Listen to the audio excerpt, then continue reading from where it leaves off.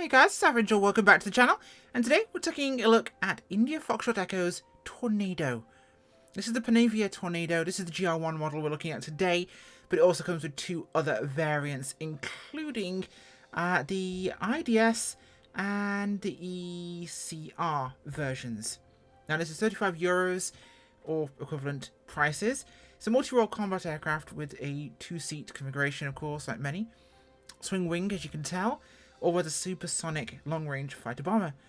Its primary mission was, of course, high-speed, low-level attack with various offensive defensive capabilities, and it has the ability for high-altitude intercept, long-range attack, close support, bombing missions. Served, of course, in Kosovo, served in Afghanistan, Iraq, multiple times. Phenomenal aircraft. Retired now, sadly, from at least the RAF, but it will always live on in our hearts as one of the iconic jets. Now, of course, used by the Germans, the Saudis, the Brits, the Italians. This aircraft is really iconic. I mean, they've served for such a long time.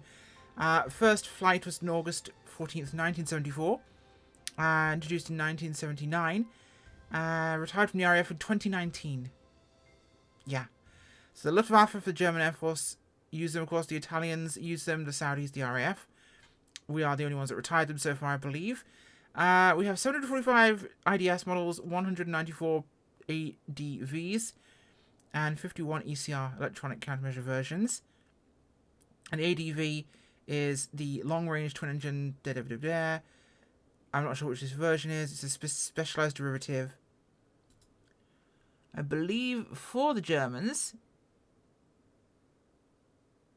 Trying to work out which it is. Doesn't matter. Long-range interceptor. Anyway, moving on. We'll look at specifications on the aircraft for a GR4, which this is GR1. So we're looking at a max speed of many miles an hour, 1,300 knots to be fair.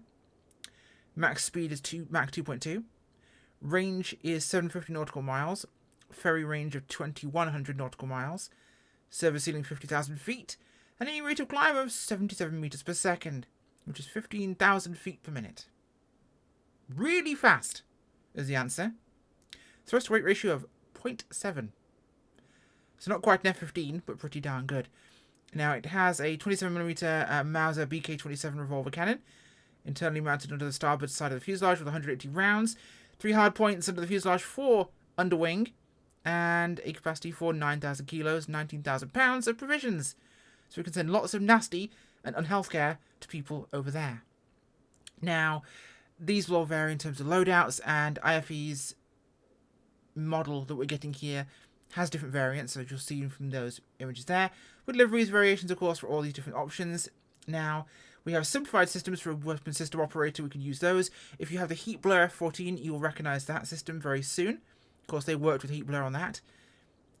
Now, we have WSO voice messages and partial automation. We have the visual model. We have a flight model that's realistic but not perfect, as they say themselves. Some systems are simplified, some are more complicated. So let's get in here and take a look at the aircraft and see exactly how this thing pans out. I will tell you ahead of time, I am no expert in this aircraft. Shut up, alerter. We'll go outside first. Now, we've got the Royal Aircraft Establishment Raspberry Ripple paint scheme on because this thing is gorgeous. Like, I could have flown the Luftwaffe models or the Marineflieger, or the Italian ones, or the old tan Gulf War version. Love that one. But we're going to fly the RAE's Raspberry Ripple. Gorgeous test livery for the Royal Aircraft Establishment. Looks so beautiful on all aircraft. Now, of course, modelling fidelity, as we expect from IndiaFoxtecho, is very good. Beautifully detailed, as I've come to expect from them. No real drama from that. Absolutely stunning. Oh god, there's no internal turbine. I want my money back. Very nicely made. Of course, a different wing fold compared to the F-14. They actually retreat inside the fuselage partially. Now, I will say that this is not necessarily the same fidelity, but it's very, very, very, very, very, very, very close to the F-14. Very close. So if you like your British swing wing jets, this is one to go for. Now, Panavia is, of course, a consortium between the Germans, the Brits, and the Italians to make a multi-role aircraft for them. Now, if we want to control our Wizzo, which is not the guy from the F-14, I should say. Unfortunately, it's not Bob, or whatever his name is. But it does have a lot of features. Now, I tried the German and Italian versions. Unfortunately, there is no language difference. It does sound like an AI voice, by the way, for this. It's a shame they didn't get a voice actor. But it does sound like a AI voice, which is a shame they didn't do German and Italian for those aircraft. Pity, but there you go. Right, let's have a look in here. So, of course, in terms of aircraft service, we know this from the F-14. Roger. External power. We've got miscellaneous options here, including voice options to enable disable. We can enable visualizations of removable flight items. They're enabled. We'll just disable those for the time being. We'll go back to here. We'll go to our loadout, which we have set to 2 bars, 2 M9, and 2 1500 tanks. Roger. That'll do just fine. We'll go down to our INS system. And we'll force alignment. It says it's not aligned, but it doesn't complain. Go back to the... Sometimes the menu sticks on me, I've found. So I have to hit the menu button at the bottom there to make it work again. So we've got the same TACAN options. We've got combined radar and projected map systems, which is down for here, which is really nice to be able to see that and use that. And we can increase range and options with this here. Of course, we have those too. We'll play with that when it's all on. My favourite feature, though, is if I'm feeling lazy, which I am today, because quite frankly, I'm not very good at this. We have our checklists that can be completed and run through with Wizzo. And if I am quite correct, I need to go to here. Not here. Is it here? Cheat modes, there we go. Do not waste time with boring checklists. Set all systems to flight conditions. Need for speed. Yes. I'm cheat. Sue me. And everything turns on. Because I'm feeling lazy and I'm also... I'm quite stupid. And there's a lot to learn here. This has a lot of buttons. And buttons are hard. But I will tell you, we're going to flick the APU on here. Get that running up. Now, of course, we have our test systems for the ramps. We'll run tests on those and we'll test on our, of course, engine systems. It did say that's one of the engine test panels. I don't think it is. It's TFR radar. That doesn't sound like an engine test panel, even though it says it was an engine test panel. So ignition to normal. Okay, we'll go left engine start. Let's wind this thing up. Now, it's got started externally like the F-14. So it needs the external actual generator to do this. And watch it start to ramp up once the air gets pushed through the system. Now you will have to map a button for your nose wheel steering, which for me I've made to Alt-Shift-S. To enable that, you will have to bind something for that, otherwise you will not be able to steer the aircraft. You'll notice this coming up now. We have got a taxi thrust limiter, which we can set to. We'll look at that once we're going. Function and detail are really well done. Gorgeous, in fact. Everything very pretty in here. We'll close the canopy, actually, we're good right now. We could run through checklists for every single thing in this thing, from ejection seat principles and procedures, all the way through to our... Oh, I love the beep there to say that's moving, so you don't put your arm out. Run through everything from the ejection seat systems, and you've got the checklist here. I had noticed... But if I click on this, it does not actually aim me at the thing. So if you're hoping this will help you find something, it will not. So, not before engine starting engine. Again, it just does not show you. I see it for as clutch, so leave it open. We'll start right. What is complaining? That's fine. Shut up. It's probably not fine. Probably to leave that closed. Because one is rolled back now, so I have to do one again. But yes, none of these will actually go to the visual, which is a useful feature when you've got a checklist in a complex aircraft. Because it can show you what you're trying to do. Which is, of course, nice to have.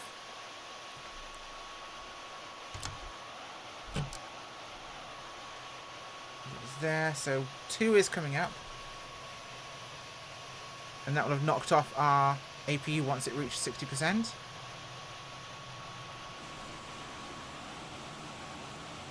So 2 is on, 1 is not. Notice again an off-center third-person camera. Why that happens to some aircraft, I don't know. But there we are. So 2 is looking good. That is lit nicely.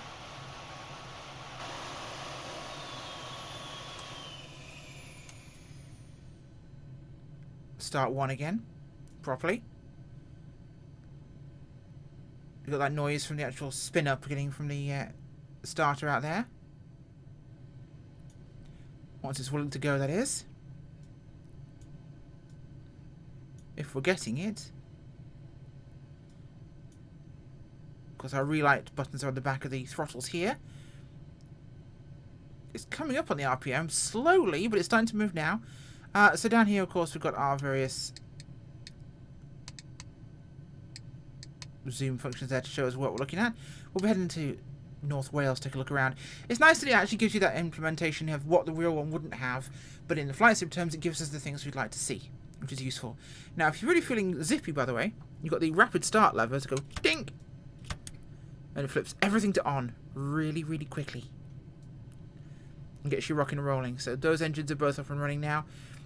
So we just have our spills and the alternator and pitot. Generators are both into on, so those should be good. Pitot is on, I know that's a factor. That's on my control here. There we go. The spills I'm not so sure about. But it's red, it can't be that important, can it? Okay, engines are looking good. Let's take out for a taxi. We're going to head ourselves over there now. And I will just reset my head tracking here. So this is all working just as we intended to. As soon as this is operational, we'll be good to go. We'll take it for a spin around North Wales. Now, it's been 30 minutes already. You can see why I possibly cheated. Oh yeah, parking brake control doesn't actually do anything. You have to do it manually. Now we're going to set our taxi thrust selector there.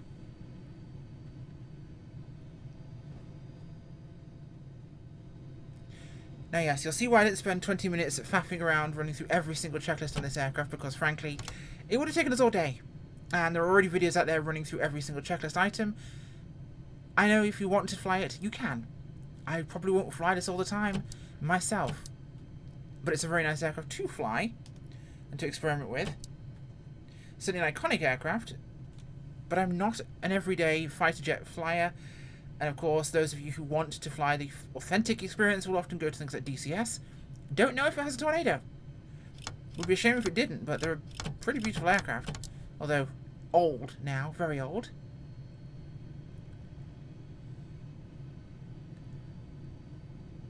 We'll pick this up here because, of course, we're on that limiter there, so it should, if you watch this, it will roll back there on the needles.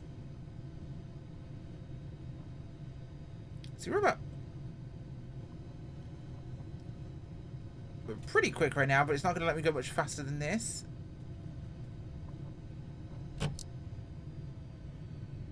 Which is very fast, admittedly. But we are trying to get to takeoff point in a hurry. Let's get down here. We're scrambling. We're trying to rush. Although I will slow down before the turn. Otherwise we'll end up with a Tornado with its wing in the dirt. Now, of course, our flaps and slats and cargo flaps are controlled by our flap system. The first 3 positions are wing sweep through the full forward to full aft, and then we have flap positions from that too. So all the way up is that. So then to have them down, it's 1, 2, 3, 4, 5, which puts our flaps out, I believe. This is us ready for departure here. So I'll get us lined up, we'll take a quick look, and then we'll be off and on our way. There we go.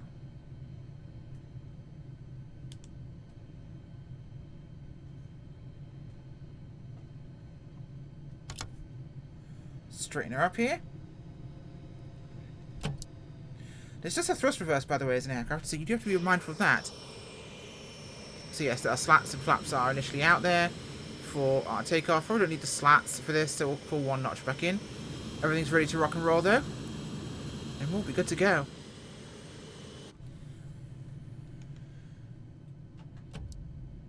Yeah, first notch of slats is coming back in. We'll leave the flaps out though. Let's make sure we're back into flight thrust. And let's punch it, shall we?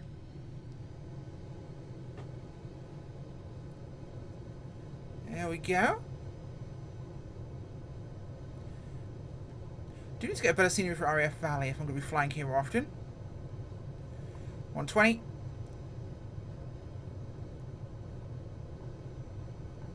Rotation speed. There we go. Thank you, Wizzo. Gear up. Positive rate. Gear up. Flaps are in. Retract flaps. First notch of our wing sweep back. There's Holyhead to our left. So we'll swing around here. We'll punch it towards the North Welsh Mountains. Knots. Wings are going to fold all the way aft. And we are burning. Oh, look at this beautiful beast. Holyhead Port and train station there. Woo. Let's follow the motorway south because I know where this one leads to the Menai Bridge.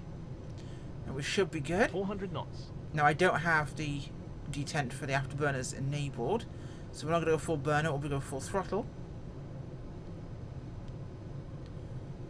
Mona should be down here somewhere. It should be on the right of the motorway, if I recall correctly.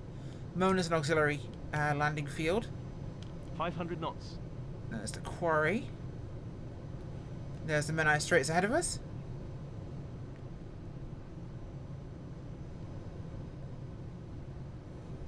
Pull the power slightly here. Through the cloud we go. Bee risk. There's a risk of bees. Oh god. Where? Where? Where are bees? I don't like bees. That's the one thing I wouldn't want to have is getting trapped in the kind of cockpit of a fighter jet with a bee. That would suck. Mach 1. Ooh, we're supersonic. Oh, we are. Oh, we're fluffling. I don't know what the technical term is, but we just fluffled through the cloud of going super jeeper speed. Now this is how you cross the North Welsh coast. Where's that bridge? Oh, I don't see it. Where are you? Oh, there it is.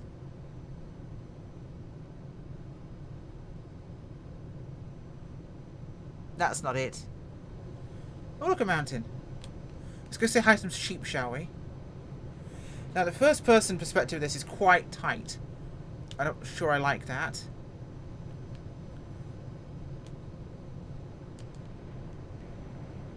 The angle's very forced here.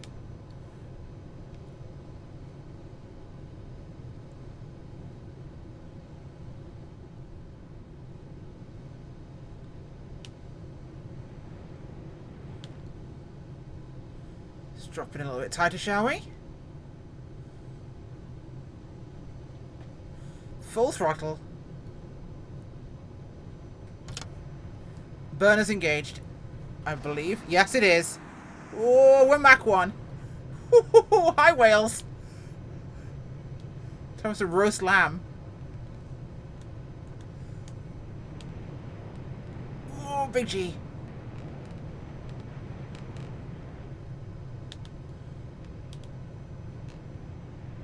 This thing is very powerful. Ooh. Off the burners, we'll pull back through into the valleys. 600 knots. Oh, yeah, we are. Let's get down in the weeds, shall we?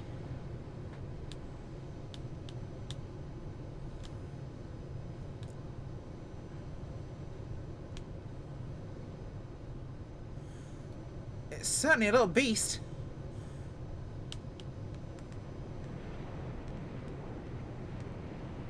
$600 knots.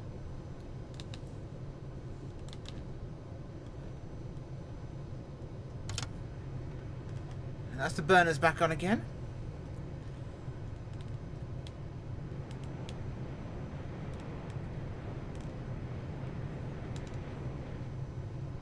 Oof. This is fun. This is a lot of fun. This thing absolutely punches hard. Let's go away from here. Bit too low to the ground there. Now Carnarvon should be on our left over there. We do use Carnarvon for testing some stuff like that, so you can just see the runway on our left. We'll head back at Mach 1 to Valley. On our course we'll have Mona on our right, which is the landing field. And then we'll do a landing in at Valley. What do I think of it? Well, again, I'm not a fighter buff, but beautiful texturing. Every system functions if that's your kind of thing. Fantastic. The Newbury Forest there. If the system's depth for a fighter aircraft is your thing, this has absolutely got it. It's got the Wizzo operations, it's got working Wizzo systems on the back 1.1 cockpit, and it definitely has a lot of the features you would like. There's Aberfrau. I used to stay at a cottage every summer just here. There's the sand dunes just south of Aberfrau. My dad fished in that lake. knots. There's the little village of Aberfrau. That bridge there. That one. 700 years, 800 years old. There's a little beach. Nobody was on that beach ever. It was always so quiet. Loved it. That was a childhood right there. Never see other people. Beach to yourself. So quiet. 500 knots. There we go. Come on. Less sightseeing, more flying fighter jets. Again, oh, that's Anglesey Road Circuit. I've commentated there. Yeah, I have commentated from there. I've commentated 24-hour endurance race. Sorry, we are sightseeing with Aviation tonight. I do apologise. Moving down. Yep, fuel 900. Thank you very much. Valley should be dead ahead. There we are. Okay, we'll set up for a break. So we'll come across the runway heading.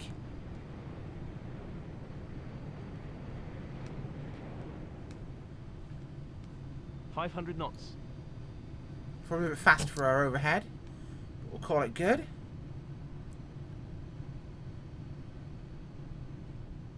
Okay, we'll go for that break.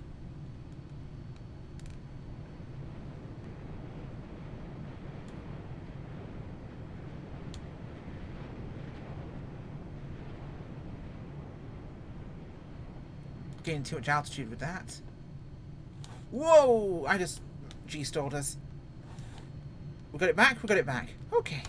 At least the Wizzo isn't quite as annoying this time by. 240 knots. A bit fast still. We'll let that power drop down. Yeah. I just dropped us into an accelerated stall there. Let's get his wings forward. Angle of attack was too severe for the lift.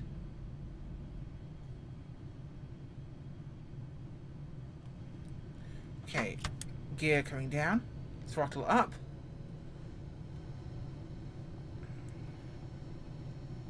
You are way too fast. I'm aware, thank you. Calm your tits, Wizzo. You are fast. I'm aware, thank you. Trying to slow us down. Now we're good. Begin our turn in a little early here. Keep some power on. We're looking to keep it above about 160, 170. We are very heavy still, so we'll probably keep it a bit higher for this. I'm too tight in for this. This is too short. I should have extended further south before turning in for the runway heading, because I'm going to be rolling out of this basically on threshold, which is not perfect by any stretch of the imagination. Yeah. I'm over-tightening this on purpose to get myself lined up, because I'm bad at this. And I've cooked it.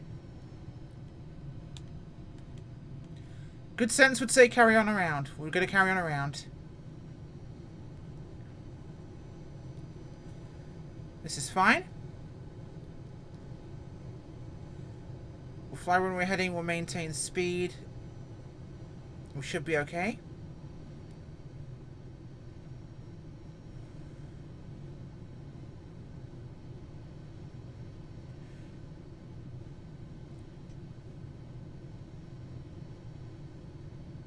Okay, this is all good. 184, that's no slower than that. Let's keep it there now. Right, just get our turn for the downwind. We're not doing a 4G turn here because we've got flaps and gear out. We're dirty. Let's just turn. Keep our nose down. Little rudder in there. I'm not quite sure what this thing's like at low speed, so I don't want to overturn it and get myself into a stall again at this altitude because we haven't got a lot to play with. Excellent, okay. So we'll extend a little bit further this time round for our run. Not quite as far as Rossniger. What are you warning me about? Shut up. Rossniger's a little town down there just north of Aberfrau.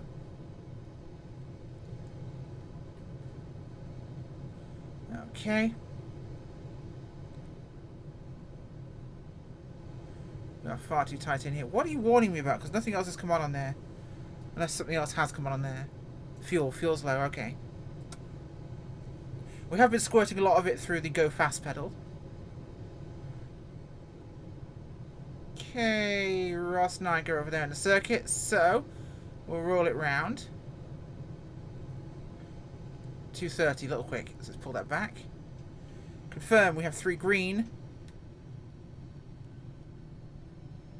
Nose down, nose down, nose down. Fuel low. Thank you. Slow on speed, pick the throttles up. I'm over runway heading because I was still too tight in. But I've got at least time now to correct that matter, and the speed's good.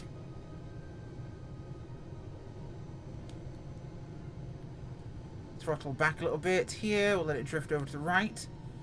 We'll center her up. Please, if you're a prolific jet fighter pilot, do not criticize me because I'm terrible at these kind of things. I do my best. Put me in a bush plane and we'll be great. Put me in this and I'm kind of coping. And I'm noticing the hood glass is very dark on this as well. Let's correct that there.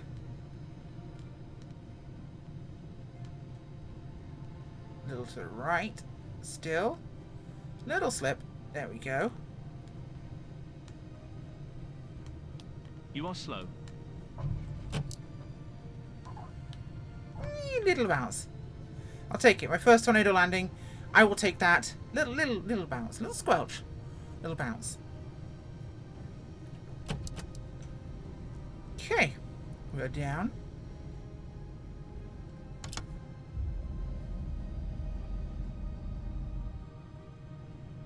Okay, there's our taxiway turn off for us here. Back at where we started.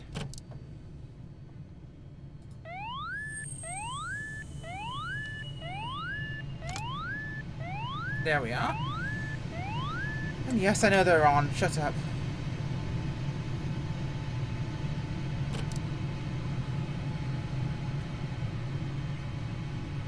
So, is it good? Yes, it's absolutely great. And I like it. It's not my personal cup of tea. I've never been a big fan of British jets and jets in general. Tomcats, they're iconic. That's different. A Phantom, again, iconic, different. The Tornado to many is absolutely iconic, but to me, I don't know. I just never really gelled too much with them. It's, you know, Top Gun has the F-14. The Phantom is just amazing, and this is, yes, it's got its moments, but it's at the same time, I'm not a personal fan of the aircraft. Is more the specific issue than anything else. What do we think, though, of what IFE has done? It's great. It's got tons of options, tons of features. It's got every version you'd want to fly, apart from the more modern Tornadoes, of course, but that could be a data access issue for them. It is well made. It looks great. It flies great. Handling was plausible for what I'd expect. And the system's depth is extensive. Definitely worth the price, if this is an aircraft for you. Bye!